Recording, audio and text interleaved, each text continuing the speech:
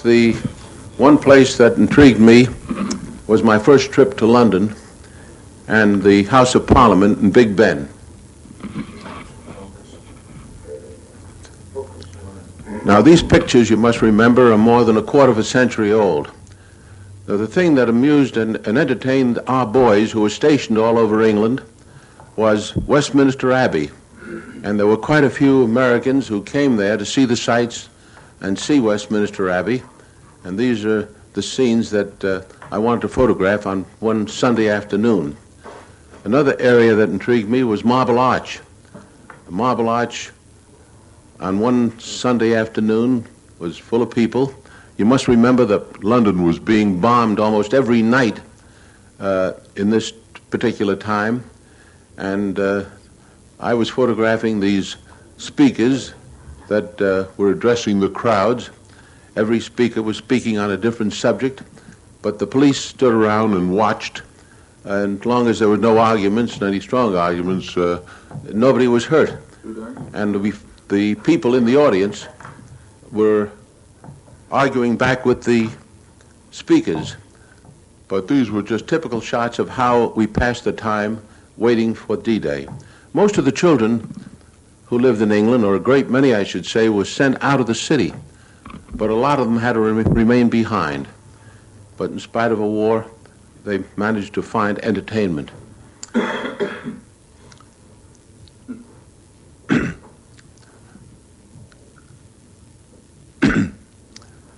I was rather surprised to see these children drinking out of community drinking cups that were changed to the fountain. And I'd like to make candid shots of these children so they didn't notice me, but every once in a while they did. But this youngster is taking a cool drink on a beautiful Sunday afternoon. And we discovered that the St. Paul's Cathedral had been hit several times, but not badly damaged. And of course, one of the other attractions was Buckingham Palace and the gates, which were protected by British troops, not in the bearskin hats which they wore in peacetime, but in full war uniforms. And this is the way they paraded up and down. They weren't performing for the camera, but they were actually doing their duty. But you notice the barrage balloons in the background. London had barrage balloons all over the area. And it was said that if it wasn't for the barrage balloons, with all the equipment that was being brought into the country, that the islands would sink into the sea, but the barrage balloons, they said, was holding it up. You must remember, too, that food was pretty scarce in London at this time, and it was being brought in whatever way they could and being unloaded. But it isn't often you get a bright day like this in the spring in London, and this was an opportunity to show what the soldiers were doing while they were waiting for the invasion. This is Fleet Street. Discovered this Irish policeman guarding the street, and we saw considerable damage in the area. But soon, we were down on the south coast of England, where we met some of the other correspondents who were scheduled to cross the channel with us. And you'll probably recognize some of the old-timers who covered the war in that particular time. I was given a shovel to defend myself, and it proved to be a valuable instrument. And here we see Larry LeSueur of CBS. Larry LeSueur was covering the war for CBS, and so was Wertenbecker on the left, Jack Thompson of the Chicago Tribune, Ernie Pyle here, and this is a close-up of Jack Thompson, and this is O'Reilly, Larry O'Reilly of the Associated Press.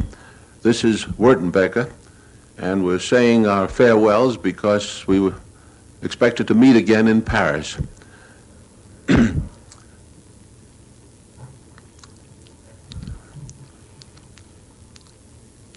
Here on the left we see Clark Lee of INS and Bill Stoneman, who came from Chicago, from the Daily News. And several other of the correspondents were being boarded aboard a military truck to be taken to the south coast. And we went through small British towns, and life was going on as usual. The people were in the marketplace buying food, and as though nothing was going on. but after a 150-mile ride, that's how we felt riding in an Army vehicle. We found Plymouth was pretty badly damaged. A lot of the buildings were completely destroyed, but this was found all over the area. Soon we were approaching the dock area, and we found these American jeeps ready to be boarded aboard landing craft, and you notice the bars that are attached to their bumpers, and they're designed to cut wires that the Germans had a habit of putting across the road that would sometimes cut off the head of the drivers. We weren't allowed to wander around the area by ourselves. Each crossroad point was under guard of both an American and a British soldier, and if they wanted to see what you had in your bedroll, you had to show it to them. But this is the care that was taken that the secret of the invasion be kept as long as it could. These are the two men, Wes Carroll of the WWII and Pete Carroll and Wes Haynes, rather, who were with me, and we went aboard an LCI number 5. Pete Carroll here came from Boston, and he was a photographer for the Associated Press. And we tried to keep our mind off what was coming, and we knew it was going to be a short time before we would be on board.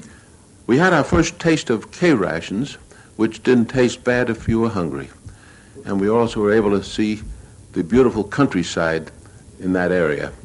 And these are the sort of shots I wanted to bring home to show my family and friends.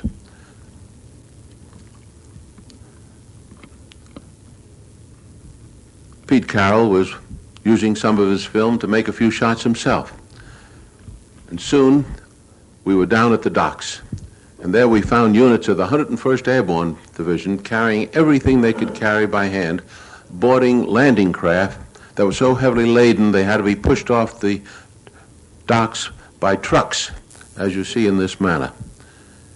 And these men were being taken out to larger craft and boarded for the invasion. And here we see several units carrying grenades, bazookas. They didn't have an opportunity to load this aboard jeeps that were not fully available at this particular moment. We were aboard a fleet of LCIs, and here shown with the commander of the invasion group in the center, and the captain on the right, rather the captain of our ship, Lieutenant Patton, was in command of the LCI number 5, and we found out that he participated in several invasions in the Mediterranean area, and we felt rather confident that he knew what he was doing.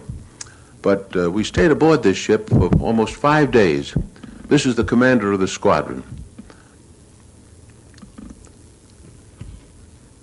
I remember Lieutenant Patton's name well because we were with him for so long. Wes Haynes was trying to get ready for the trip into Paris. I think he was premature. And these are units of the 101st Airborne Division aboard our landing craft, amusing themselves. And I don't have to tell you who this man is imitating. He was a Notre Dame football player at one time, and I was told later on that he was killed in the action. Of course, every ship had a mascot, and ours was no different, but the boys provided for their mascot's welfare with the making of a life preserver, just like the ones that they wore themselves. And then one afternoon, Lieutenant Patton briefed the crew and told them that we would be sailing that afternoon. And they let out a cheer because this is the job they were waiting for. They wanted to get it done and go home. And here we see the LCI number 4 with the commander moving out into the channel. And this was a tremendous sight to see ships from one end of the horizon to the other. Ships of all kinds. They tell me there was well over 1,000 ships. But even so, we thought this was just another exercise. As we continued on, we felt that we'd be turned around, go back and try again another day. But when we continued on into the night, we knew it was the real thing. At one time, we had a bit of a scare. They said there was a submarine in the area, and one of the DE boats threw some bombs into the channel. and they exploded, but we never saw any attack at all. Here are some scenes actually taken close to the beach, where the ships made a right-angle turn and headed for the area where we were to land.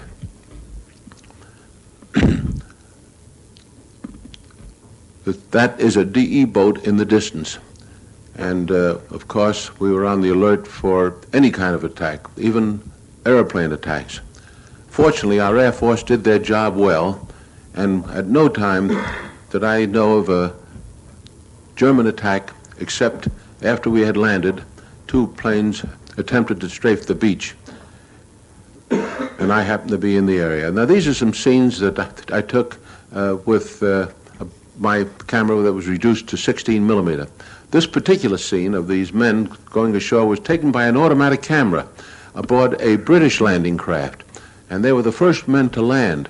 The reason it was taken by an automatic camera was because they wanted to have a record of what happened should the landing fail. At least they might have a record, if they were able to recover the film, of what happened and how to avoid it if they had to try another attack. But here are some scenes landing on the Utah beach, and this is the way we went ashore.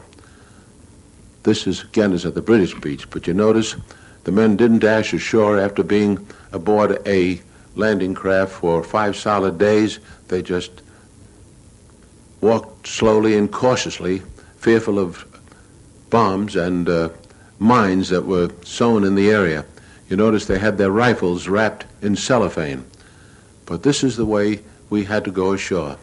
And I needn't tell you that a lot of the boys didn't make it. Here's one of the famous scenes taken from black and white film of 2 men being shot down right before your eyes. Here is Pete Carroll and Wes Haynes carrying our own equipment, and the ship is grounded on the beach. The section of the beach we were on was being attacked by enemy fire, and in the previous shot you could see a bomb actually land not too far from where we were. There it is again. And the bulldozers were trying to clear roads to let our jeeps and tanks move forward. And even though it was June, the area was quite cold, as it usually is in that part of Normandy.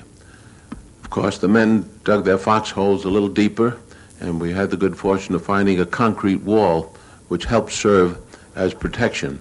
But even now, we're taking some of our wounded back to the beach so they can be transferred back to England.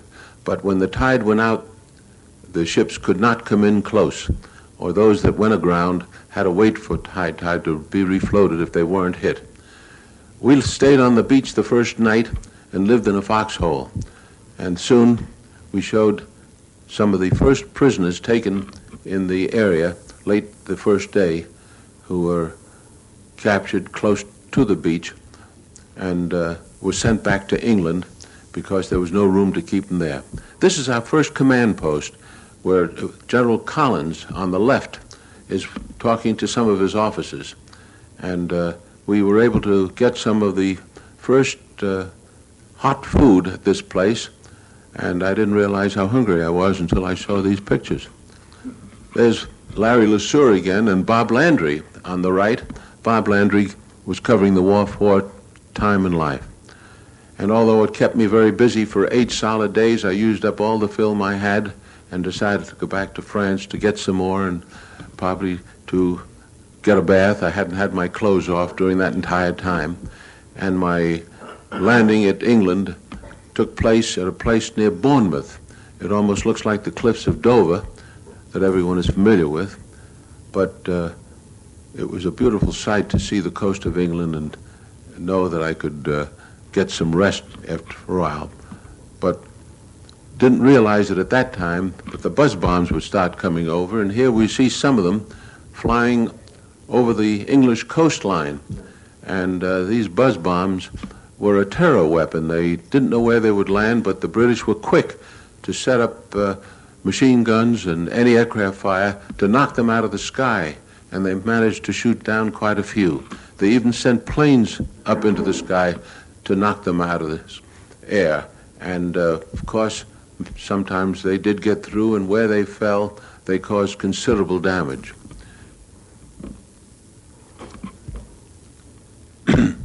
But you must have missed that pretty good shooting. There's one actually coming down, and it landed in the London area, and wherever they landed, they caused considerable damage. My second crossing of the channel was made on an LST, and this time with units of the 3rd Armor Division that was sorely needed because they were bringing over more tanks and vehicles to carry us in the direction of Cherbourg, because we needed a port badly. The LST was manned by a British crew. That's the captain in the British uniform. But we were in a long convoy of many of them, everyone loaded to the gills with equipment that was sorely needed. But here you'll get an idea of what the beach looked like, and these ships are actually waiting for the tide to recede so they could send their equipment ashore without going through deep water. On D-Day, they had to go through the deep water. And at this particular moment, they're waiting for the ramps to be rebuilt after a severe storm so they could go ashore without damage. Now, you can see the problems they had on D-Day, because when the landing craft hit the sandbars, the men started wading ashore and found deeper water ahead, and those that had their life preservers too low around their waist turned turtle, and many were drowned.